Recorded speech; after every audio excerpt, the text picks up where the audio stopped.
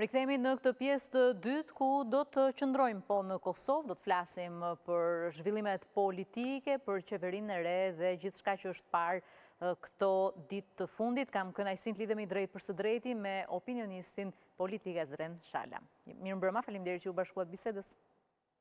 Përshëndetje, faleminderit për ftesën. Si çdo herë është kënaqësi të jemi së bashku sot për të analizuar dhe komentuar më në fund qeverinë e re. Pas kaq shumë kohësh, kaq shumë analizash, si do tjetë, si nuk do tjetë, tashmë e kemi qeverinë dhe kemi parë që sot në kuvend janë mbajtur seancat për sa i përket marrëveshjeve ndërkombëtare apo buxheti i shtetit që kësaj here duket se ka dështuar dhe do të pasohet ditën e hënë. Një koment të përgjithshëm fillimisht. Sa i përket qeverisë, kur gjën e re në kuptimin e emrave, me përjashtimet të 2-3 ministrive dhe janë shtuar disa ministri të reja, janë njerëz të vjetër, padyshim për njerëz të vjetër, unë personalisht nuk pres në ndryshim pozitiv ose në ndryshim të ri që kishim të thonë.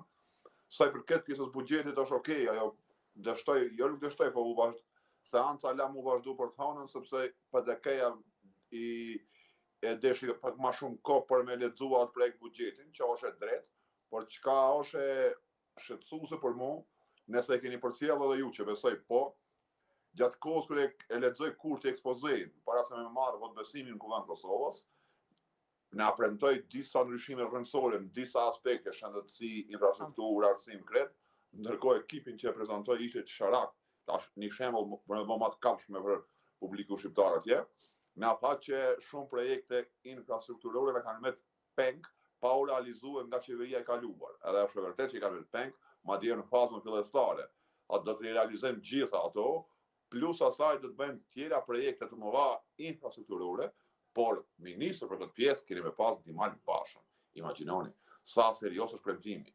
Tjetra, shëndetësi, i njëri ministër Arben Vitia, pastaj ministri i drejtësisë, sepse kurthi aty në Kuvend Kosovës doli edhe u zotue se do të angazhohet kjo qeveri, kjo legjislacion për drejtësinë e djemve në Hag, për padrejtësinë që po i bën në proces, e ndërkohë ministri i drejtësisë Donika Gërvalla, personi i cili ka paralajmëruar që vetë do të deponoj padi kundër Kadri Veselit, Recep Selimit, Hashim Thaçit dhe Krasniqit.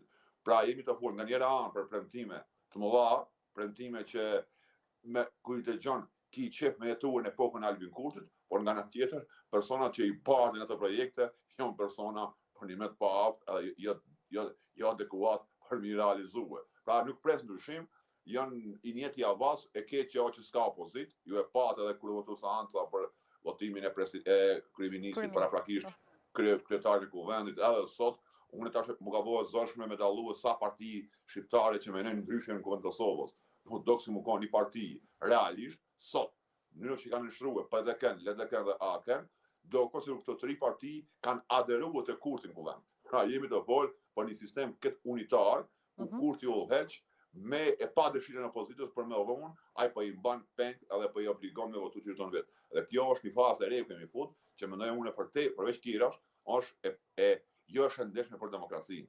Po prisnit që të ishin të vetëm apo menduat se do të ketë ndoshta ndonjë bashkëpunim të mundshëm që si kundër tashmë dihet nuk ndodhi?